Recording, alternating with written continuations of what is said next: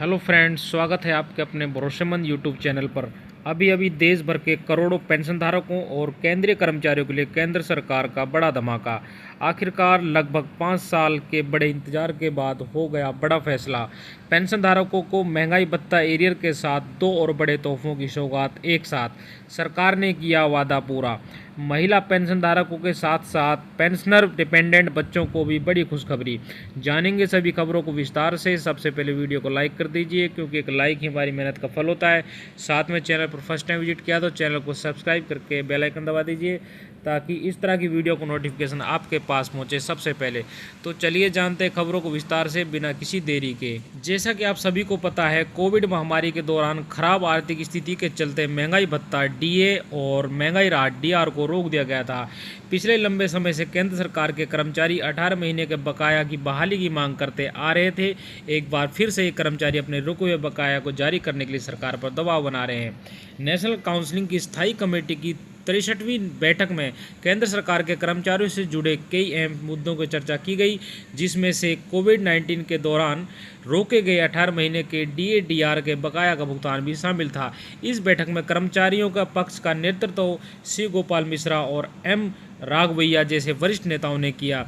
कर्मचारी पक्ष ने डीए एरियर पर अपनी पुरानी मांग को जोरदार तरीके से दोहराया। हालांकि इस मामले पर वित्त मंत्रालय ने अपनी पुरानी बात ही दोहराई है।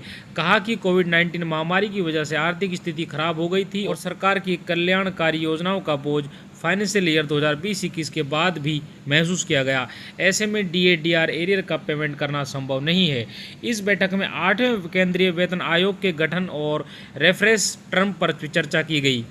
कर्मचारी पक्ष ने अनुरोध किया कि सरकार जल्द से जल्द आयोग के अध्यक्ष और सदस्यों की नियुक्ति करे और टीओआर यानी टर्म्स ऑफ रेफरेंस जारी करे। सरकार ने कहा कि कुछ सदस्यों को अपॉइंट करने के लिए अधिसूचना जारी कर दी गई है और अभी बाकी की प्रक्रिया चल रही है। केंद्रीय कर्मचारियों को उम्मीद है कि 8वें वेतन आयोग की सिफारिशें 1 जनवरी 2026 से लागू होंगी और अगर इसमें देरी होती है तो एरियर के साथ भुगतान किया जाएगा। बैठक में एक और मुद्दा रहा, central government employ group insurance scheme रहा।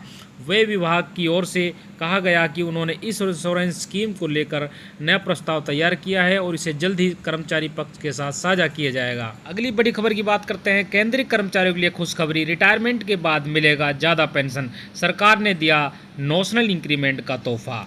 केंद्रीय सरकारी कर्मचारियों के लिए अच्छी खबर है। एक आधिकारिक आदेश में कहा गया कि अब से कोई भी केंद्रीय कर्मचारी 30 जून या 31 दिसंबर को रिटायर होगा, उसे नेशनल इंक्रीमेंट का फ़ायदा मिलेगा, यानी इसके चलते उसे ज़्यादा पेंशन मिलेगी। कार्मिक एवं प्रशिक्षण विभाग यानी डीओपीटी के आदेश के मुताबिक एनुअल इंक्रीमेंट से एक दिन पहले रिटायर होने वाले कर्मचारियों को उनके पेंशन बेनिफिट के कैलकुलेशन के लिए एक नेशनल इंक्रीमेंट यानी काल्पनिक सैलरी हाइक मिलेगा। आदेश के मुताबिक अगर कोई केंद्रीय कर्मचारी सालाना सैलरी इंक्रीमेंट से ठीक एक दिन पहले यानी 30 जून या 31 दिसंबर को रिटायर हो जाता है तो उसके पेंशन की कैलकुलेशन करने से पहले सालाना इंक्रीमेंट का फ़ायदा भी दिया जाएगा। बता दें कि केंद्र सरकार हर साल जनवरी और जुलाई में कर्मचारियों के लिए महंगाई भत्ता डीए में बढ़ोतरी करती है। हालांकि इसकी घोषणाएं आमतौर पर मार्च और अक्टूबर के महीने में की जाती हैं। साल 2006 से पहले हर एम्प्लॉय को सैलरी इंक्रीमेंट की तारीख अलग अलग होती थी, मगर 1 जनवरी 2006 से इसे फिक्स कर दिया गया और फिर हर साल 1 जुलाई को सैलरी इंक्रीमेंट दिया जाने लगा। 2016 में एक बार फिर से बदलाव हुआ और सैलरी इंक्रीमेंट के लिए 2 तारीख 1 जनवरी और 1 जुलाई तय कर दी गई, लेकिन इस तारीख से सिर्फ एक दिन पहले ही रिटायरमेंट होने वाले कर्मचारियों को इंक्रीमेंट का फ़ायदा नहीं मिल पाता था। कई कर्मचारियों ने इस नियम का विरोध जताया और इस मुद्दे को लेकर कोर्ट गए। साल 2017 में मद्रास हाई कोर्ट ने एक मामले में कर्मचारी के पक्ष में फैसला सुनाया और डीओपीटी ने इसे लागू किया। सुप्रीम कोर्ट ने भी साल 2023 और फिर साल 2024 में साफ कर दिया कि अगर किसी कर्मचारी ने पूरे साल ईमानदारी से काम किया है तो वह नौकरी के अंतिम दिन भी इंक्रीमेंट का हकदार होगा। डीओपीटी ने वित्त मंत्रालय और कानून मंत्रालय की सलाह के बाद यह फैसला लिया है। नए आदेश के मुताबिक नेशनल इंक्रीमेंट पॉलिसी का फ़ायदा केवल उन्हीं कर्मचारियों को मिलेगा जिनकी सर्विस पूरी और संतोषजनक रही है।